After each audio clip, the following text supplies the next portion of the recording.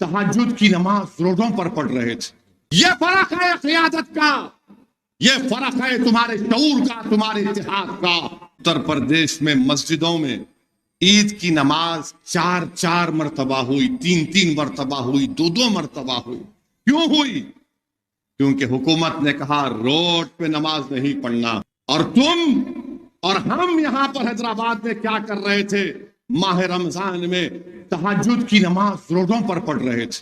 ये फर्क है क़ियादत का, ये फर्क है तुम्हारे शऊर का, तुम्हारे इत्तेहाद का। मुसलमान करके अपने घर का राशन भर ले रहे, हिंदू मुसलमान कर को अपना घर का राशन भर ले रहे, देश के लोगों को भूखे मार रहे, नहीं बोले तो सुनते नहीं।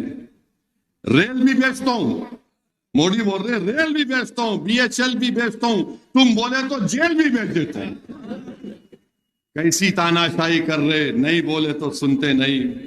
इसके बच्चे उसके बच्चे, इसके बच्चे उसके बच्चे, कितने हैं गिनते फिर रहे, दूसरों के घर में झांकते फिर रहे, नहीं बोले तो सुनते नहीं।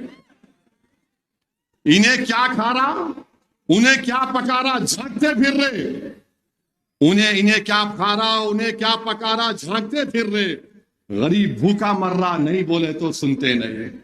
हैदराबाद का नाम बदलते, हैदराबाद का नाम बदल के भाग्यनगर रखते कहते, बाप की जागीर कैकू समझ रहे, नहीं बोले तो सुनते नहीं। बिल्किस बानो की असमत रेजी करने वाले भी कौन थे? और उनको रिमिशन पर छोड़ने वाले का नाम वजीर आजम नरेंद्र मोदी था। आज कर्नाटका में एक बीजेपी के ताईदी उम्मीदवार है, उसका नाम जबान पे नहीं आता। उस शख्स का नाम क्या है? नाम उनका नाम है प्रज्वल रेवन्ना। ये प्रज्वल रेवन्ना मांडिया एक पार्लियामेंट की सीट है। नरेंद्र मोदी उसके लिए जाकर वोट मांगे लोगों से, जनता से तकरीर किए, और वो प्रज्वल रेवन्ना के पास से 2000 वीडियो निकले। कितने निकले? 2000 वीडियो निकले। और इतनी गंदगी उस वीडियो में है कि एक 70 साल की औरत से ये कमीना उसका इस्तेसाल कर रहा है। एक पुलिस की ऑफिसर से उसका वीडियो बनाया, टीवी के एंकर का वीडियो बनाया, जो उससे काम करे घर के मुलाजिमीन से उनका वीडियो बनाया। उस शख्स के लिए नरेंद्र मोदी ने जाकर वोट की भीख मांगी। ये नरेंद्र मोदी का काम। और नरेंद्र मोदी बोलते मैं नारी शक्ति, मैंने 33% रिजर्वेशन दे दिया। बताओ नरेंद्र मोदी, आपको जरा शर्म नहीं आई ऐसे शख्स के लिए वोट मांगने के लिए? और हैरत की बात तो यह है कि नरेंद्र मोदी और बीजेपी को मालूम था यह शख्स ऐसी गंदी जहनियत का है। इसके वीडियो नरेंद्र मोदी के इंटेलिजेंस के पास थे। वहां का एक मुकामी उस पार्लिमानी हल्के का बीजेपी का जिम्मेदार सच में लिखा के उसको टिकट मत दो, ये गंदा है। मगर नरेंद्र मोदी उसके लिए कैंपेन करने गए, इंतखाबी मुहिम चलाए, डाइस से उसको हाथ मिलाया। अच्छा, अब इसका बरक्स देख लो। अगर उसका नाम अब्दुल होता, उसका नाम अगर अब्दुल होता तो NIA पहुंच जाती और क्या बोलती? अब्दुल लव जिहाद कर रहा था, अब्दुल लव जिहाद कर रहा था। मगर यहां पर प्रज्वल रेवन्ना नाम है तो नरेंद्र मोदी की जबान में दही जम चुका है, कुछ नहीं बोल रहे। अमित शाह आ रहे हैदराबाद को, अमित शाह चैलेंज कर रहा हूं, बोलो तुम प्रज्वल रेवन्ना के बारे में, तुमने कैसे टिकट दिया? तो बीजेपी वाले बोलेंगे हमारे पार्टी का नहीं था।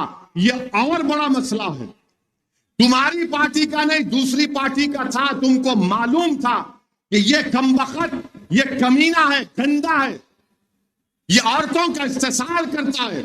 और मेरी नजर में वो इंसान कहलाने के लायक नहीं है जो औरतों का इस्तेसाल करता है, वो हैवान है। 2000 वीडियो उसके, और आप नरेंद्र मोदी चले गए, भाइयों बहनों इसको वोट दे दो। मेरे अजीज दोस्तों और बुजुर्गों, मैं आपको बता रहा हूं ये बीजेपी क्या कर रही है इस मुल्क में, इस मुल्क में क्या हो रहा है। तो मेरी आप सदबन गुजारिश है कि आप 13 तारीख को निकल कर वोट डालिए।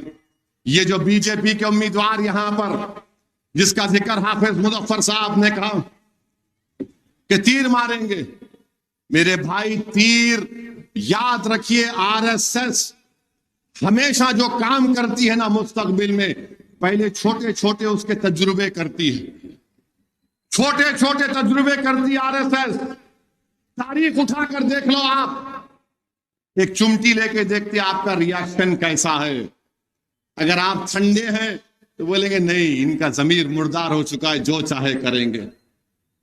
वो जो तीर मारने का प्रोग्राम था, वो ये देखना था कि तुम्हारा जमीर जिंदा है या नहीं, तुम जिंदगी का सबूत दोगे या नहीं दोगे। अगर जिंदा है तो 13 तारीख को बटन दबाओ पतंग के निशान पर, वरना याद रखो यही आरएसएस की साजिश रही है। 2025 में आरएसएस अपने 100 साल मनाएगी। वो तीर मस्जिद के तरफ था, मगर वो हैदराबाद के अमन को बर्बाद करने की एक साजिश का हिस्सा है। वो तीर मस्जिद की तरफ था, मगर तेलंगाना को तबाही और बर्बादी के रास्ते पर ले जाने का एक उनका मंसूबा है। तो मेरे भाई, मेरे बुजुर्गों, मेरे गयूर नौजवान साथियों, पहचानो इनकी इन तमाम हरकतों को। और मैं नरेंद्र मोदी की जो कॉन्स्टिट्यूंसी है, बनारस को गया था, यहां पर भी आते, आके बड़ा बड़ा लंबा लंबा छोड़ के जाते। बनारस को मैं गया, बनारस को जाकर मैंने वहां पर बुनकरों की बस्ती है, जिसको अंसारी बोलते, अंसारी भाई जो पावर लूम चलाते। मैं आपको उनकी दर्द भरी दास्तान सुना रहा हूं। पावर लूम, मैंने पूछा बताओ पावर लूम कैसी चल रही है आपकी, तो बोले हमारे 50% बच्चे दिल्ली, बंबई, बड़े बड़े शहरों में चले गए। फिर कहा कि बिजली का क्या है, पावर लूम चलाने के लिए बिजली की जरूरत है, तो बोले साहब बिजली की कीमत आसमानों को छू रही है, कैसा चलेगा पावर लूम। मैंने उन अंसारी भाइयों से पूछा बताओ तुम्हारे कोई बच्चे बाहर पढ़ते हैं, तो बोले कोई नहीं पढ़ता, हमारे पास पैसे नहीं है। फिर उन्होंने एक ऐसी बात कही कि बड़ी दिल की तकलीफ हुई कि जिस पार्लियामेंट कॉन्स्टिट्यूंसी का एमपी नरेंद्र मोदी है, उन्होंने मुझसे कहा अरे असद साहब, हमारी तकलीफ तो ये है कि अगर बिजली का बिल हमारे अब्बा के नाम पे है और अगर अब्बा का इंतकाल हो गया तो बीजेपी की हुकूमत मेरे नाम पर बिजली का बिल तब्दील नहीं करती, बिजली का बिल तब्दील नहीं होता उनके नाम पे। आप बताओ, और आप और हम क्या करते, दाल मामला चल रहा, या अब्बा के नाम पे बिजली का बिल है, बेटे के नाम पे तब्दील नहीं होता। बनारस की सिल्क की साड़ी, मैं उनसे पूछा कि तुम्हारे पास कोई सेठ है, तो बोले कहां सेठ है, हम तो मजदूर हैं वैसी साहब। मेरे भाई ये हाल हो चुका है।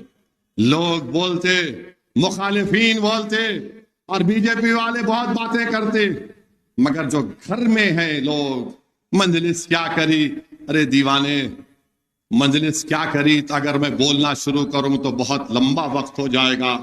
मुख्तसर से वक्त में कह रहा हूं कि उत्तर प्रदेश में मस्जिदों में ईद की नमाज 4-4 मरतबा हुई, 3-3 मरतबा हुई, 2-2 मरतबा हुई। क्यों हुई? क्योंकि हुकूमत ने कहा रोड पे नमाज नहीं पढ़ना। और तुम और हम यहां पर हैदराबाद में क्या कर रहे थे, माह रमजान में तहज्जुद की नमाज रोडों पर पढ़ रहे थे, तहज्जुद की नमाज रोडों पर पढ़ रहे थे, गिड़गिड़ा कर अल्लाह से मगफरत की भीख मांग रहे थे। यह फर्क है क़ियादत का, यह फर्क है तुम्हारे शऊर का, तुम्हारे इत्तेहाद का। जहां पर क़ियादत नहीं, वहां पर रुकू में है तो कोई लात मार रहा है पुलिस वाला। मेरे अजीज दोस्तों और बुजुर्गों, मेरी इस बात को समझो, आप इस बात को समझो आप कि आपकी नुमाइंदगी जरूरी है, आपकी आवाज जरूरी है। और फिर अजीज दोस्तों और बुजुर्गों, बहुत से जलसे और जुलूस होते रहेंगे, मगर मैं आपको जरा, क्योंकि मामला बहुत गर्म कर दिया, जरा ठंडा भी करके जाना पड़ेगा, नहीं तो हमारे हजरत पुलिस बोलेंगे साहब बहुत गरम कर दिया आप। गरम नहीं करा भाई, सच्चाई को बयान किया।